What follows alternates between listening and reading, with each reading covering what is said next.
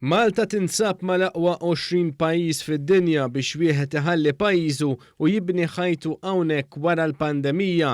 Artiklu fuq Business Insider klassifika lil pajjiżna fit-18-il post.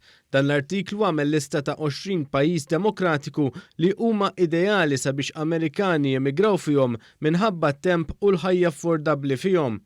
L-artiklu jgħid li pajjiżna għandu temperatura li hija qrib ħafna ta' waħda ideali, dan filwaqt li nnota kif in-numru baxx ta' każijiet lokali ta' coronavirus sa nofs Lulju ikkontribwixxa għal dan ir-riżultat pożittiv.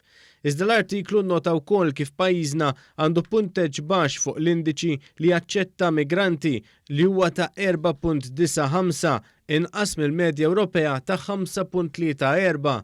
Hawnhekk Business Insider isemmi l-programm ta' residenza ġdid ta' pajjiżna. Intqal kif b'dan il-programm l-Amerikani li jkunu jridu jemigraw lejn Malta jeħtieġ jixtru proprjetà jew jikru waħda, apparti kriterji oħra li jridu jilħqu.